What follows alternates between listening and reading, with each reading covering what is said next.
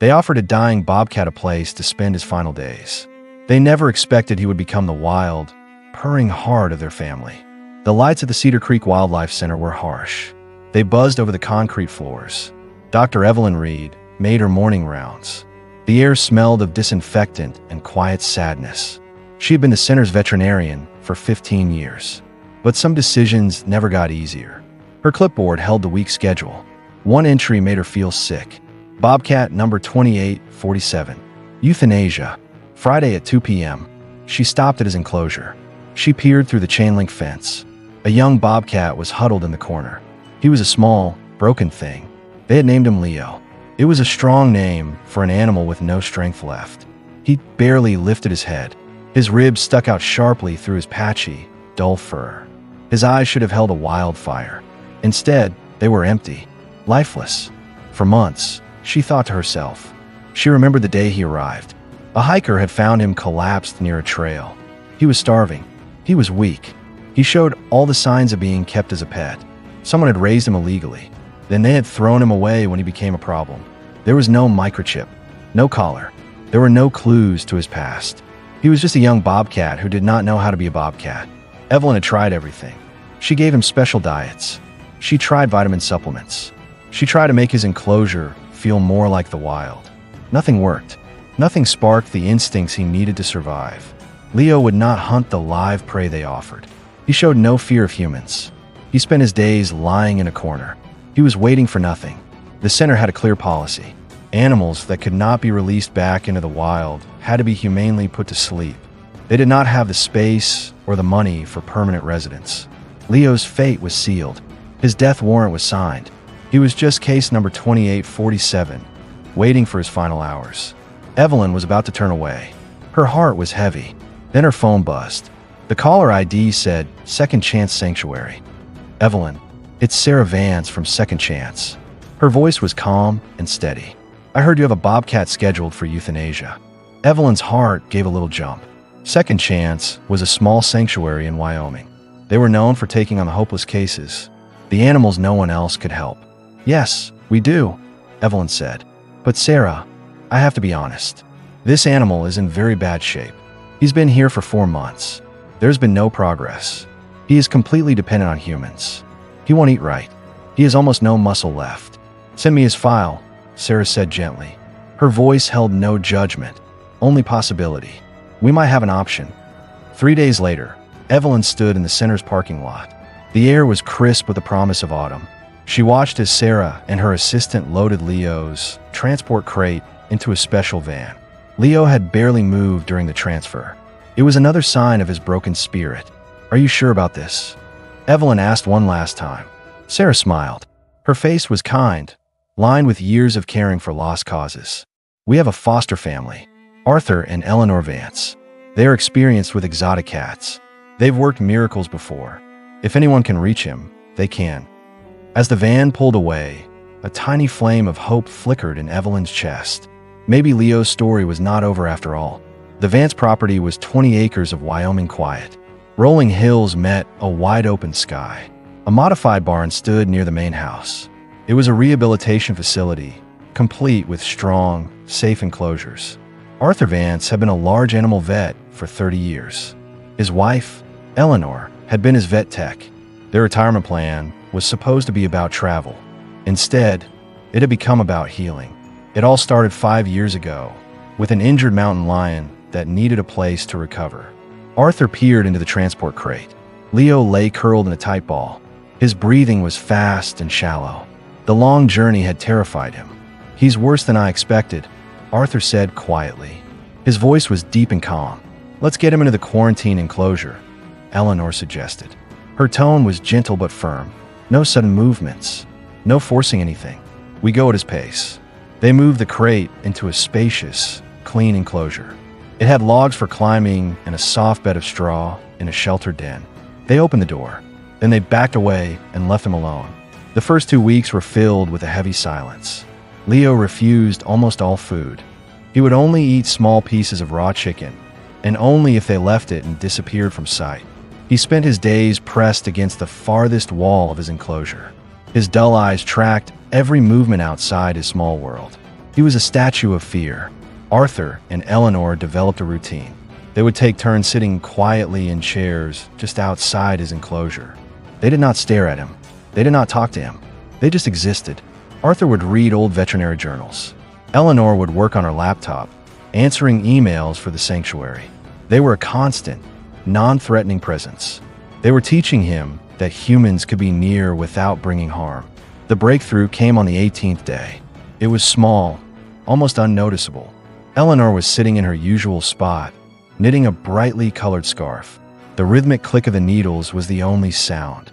Out of the corner of her eye, she saw movement. Leo had crept forward. He was only a few feet from his hiding spot. He was watching her hands. He was watching the yarn turn into fabric. His head was tilted with a flicker of curiosity. Eleanor's heart leaped, but she kept her movements slow and steady.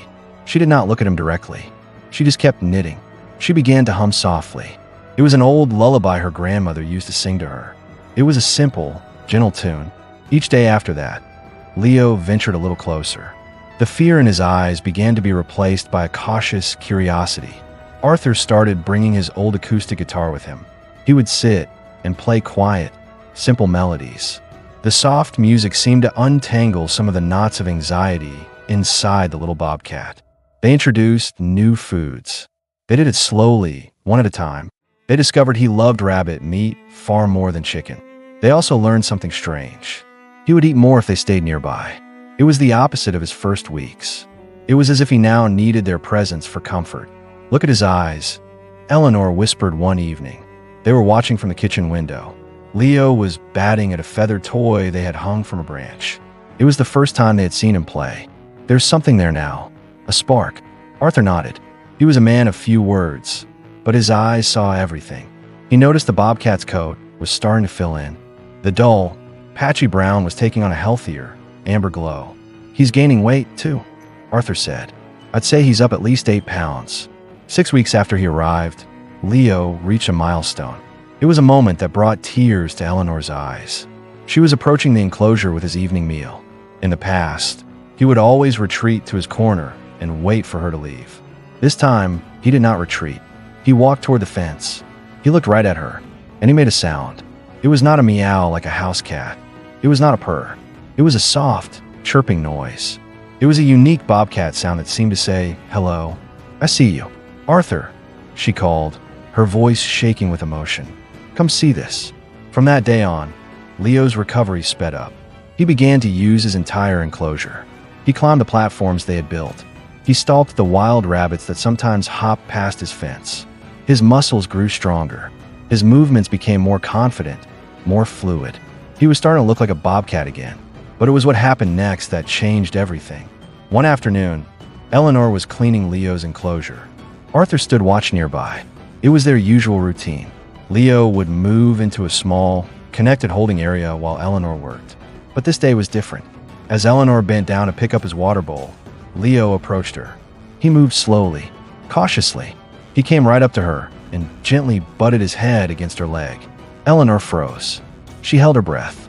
"Oh my," she breathed. The bobcat rubbed against her again. This time, he was more confident. A deep, rumbling purr started in his chest. It vibrated through her leg. It was the first time he had ever chosen to touch one of them. It was an act of pure trust. Arthur watched from the gate, his mouth slightly open in amazement. He saw his wife slowly lower her hand. She let Leo sniff her fingers. Then, she gently scratched him behind his tufted ears. The purr grew louder. It sounded like a small, happy engine. "I think," Eleanor said softly, her eyes shining. "We need to talk about his future." That evening, they sat at their kitchen table. They drank chamomile tea and watched the twilight settle over their land. Through the window, they could see Leo. He was lounging on his highest platform.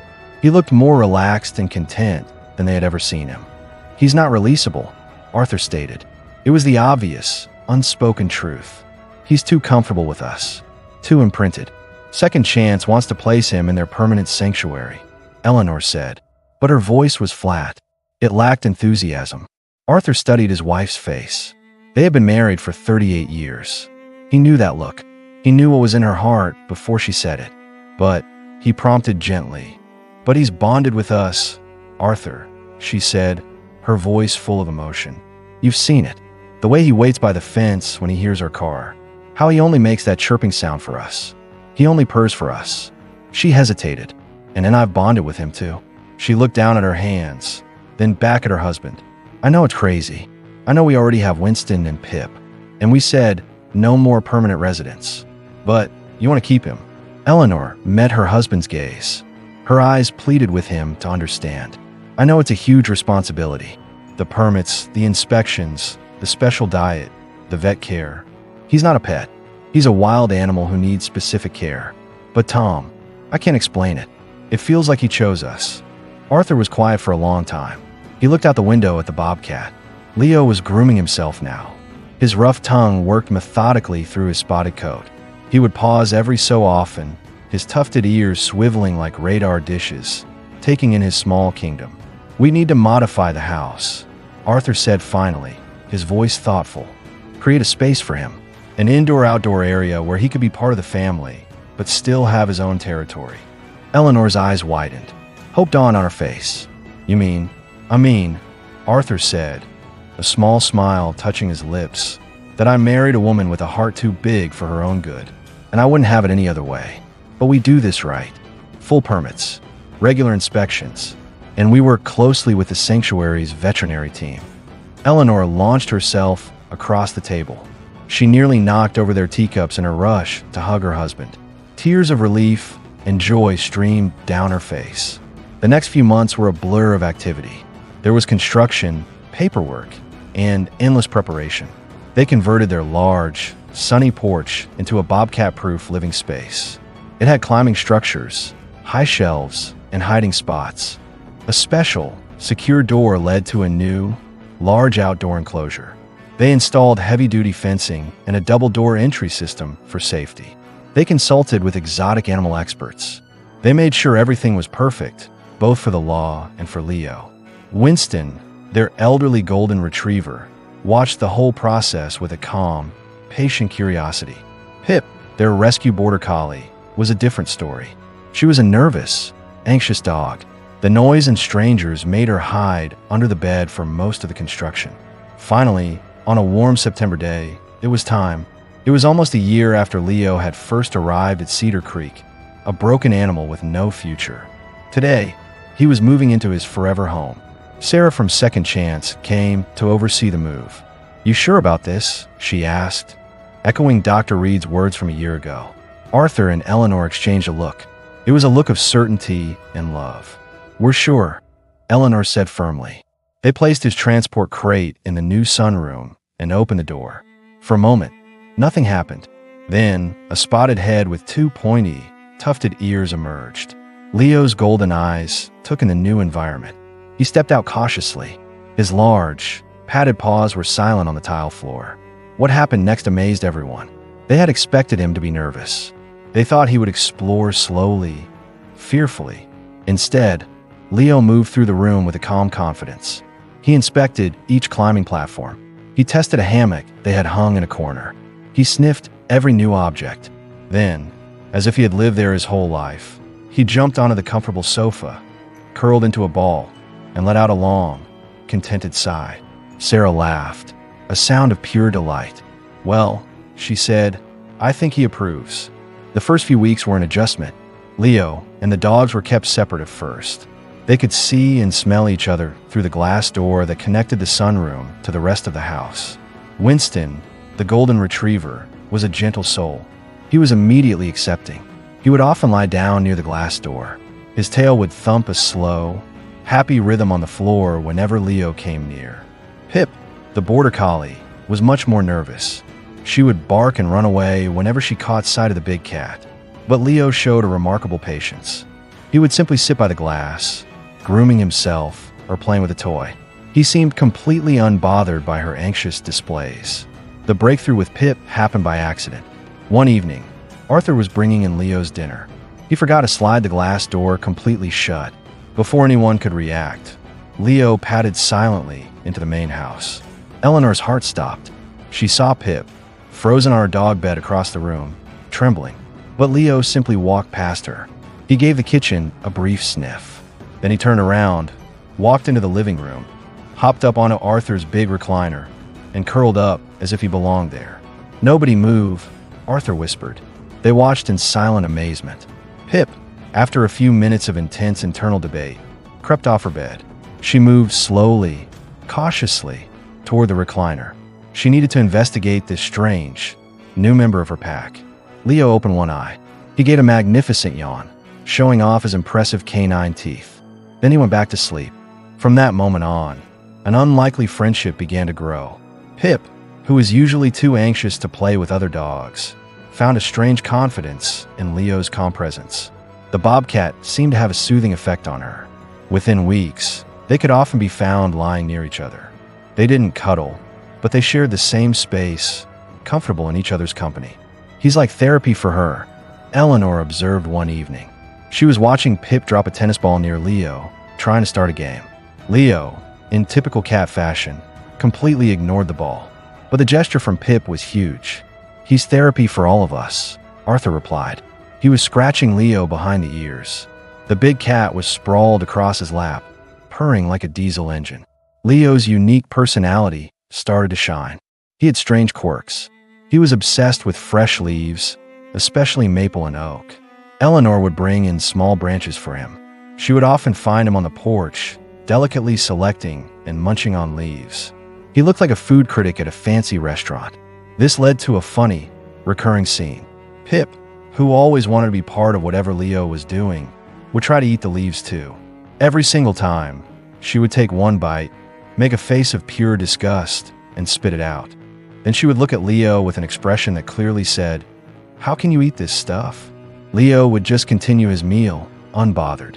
"It's like watching a comedy nature show," Arthur would chuckle. He filmed their antics to share with their friends in the sanctuary. Leo developed a strict routine. His days revolved around his humans. Mornings began with him sitting at the window. He would wait for Arthur and Eleanor to come downstairs. He would greet them with that special, soft chirping sound. After his breakfast of raw meat, he would patrol his outdoor enclosure. He would stalk squirrels he could never catch and sunbathe on his favorite high platform. Afternoons were for napping, usually in a patch of warm sunlight, often with Winston snoozing nearby. But evenings were special. Evenings were for Leo and Arthur. "I never thought I'd be a cat person," Arthur would say. Leo would be kneading his lap with powerful paws, his claws carefully kept in, especially not a 35-pound wildcat person. The bond between the man and the Bobcat became a local legend. Friends would visit just to see their nightly ritual. Arthur would sit in his recliner. Leo would be draped across him like a living, spotted blanket. They would watch television together in perfect, companionable silence. Sometimes, Leo would reach up and gently pat Arthur's face with his big paw, as if to make sure he was still there. "He's saying thank you," Eleanor would say, her eyes misty as she watched them.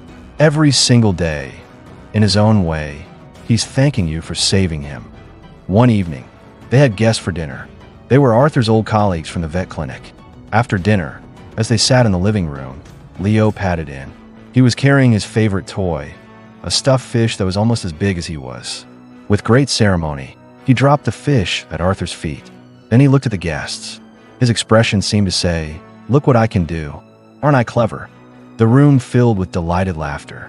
Leo, pleased with the attention, decided to put on a show. He leaped effortlessly to the top of his tall cat tree.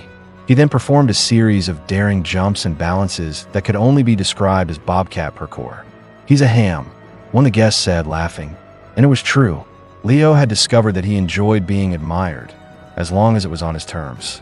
But it wasn't all perfect. There were challenges. They were, after all, sharing their home with a wild animal. Leo had destroyed 2 sofas with his claws before they found the right kind of scratching post for him. His hunting instinct was still there, just beneath the surface. They had to be very careful about small animals in the yard. And there was the constant need for special vet care. Dr. Patricia Morse, an exotic animal specialist, made monthly visits. She checked Leo's health, monitored his diet, and made sure they were following all the state regulations. "You've done something truly remarkable here," she told them during one visit. She watched as Leo voluntarily walked into a travel crate for his examination. He was motivated only by a few treats and his deep trust in Arthur. This level of cooperation from a bobcat, it's extraordinary. The first winter brought new discoveries. Leo, it turned out, absolutely loved the snow. The first big snowfall was a magical event. Eleanor and Arthur stood bundled up on the porch, watching. Leo was experiencing deep snow for what was probably the first time in his life. He approached it carefully at first. He patted the white powder with one paw. Then, he suddenly exploded in emotion. He leaped. He pounced. He rolled and tumbled in the snow. His face showed an expression of pure, unbridled joy. Even anxious Pip was inspired. She ran into the enclosed yard and joined him. The two of them created a beautiful chaos of paw prints and snow angels. "Look at him," Eleanor laughed, filming the scene with her phone. Leo was trying to catch falling snowflakes in his mouth. From death's door to this. As winter deepened, Leo spent more time inside. His integration into the family became even more complete. He learned the rhythms of the house. He knew exactly when meals were supposed to appear. He had strong opinions if the schedule was ever changed. If Arthur was late coming home, Leo would pace by the window. He would let out mournful, complaining yowls.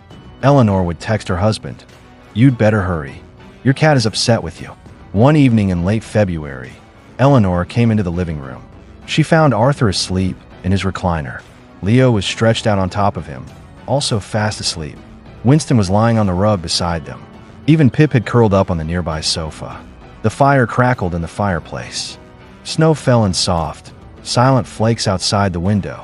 A wave of peace and contentment washed over Eleanor. She thought back to that day Sarah had called. They had a dying bobcat who just needed a chance. They thought they were offering him a comfortable place to spend his last few months. Instead, they had gained a new family member.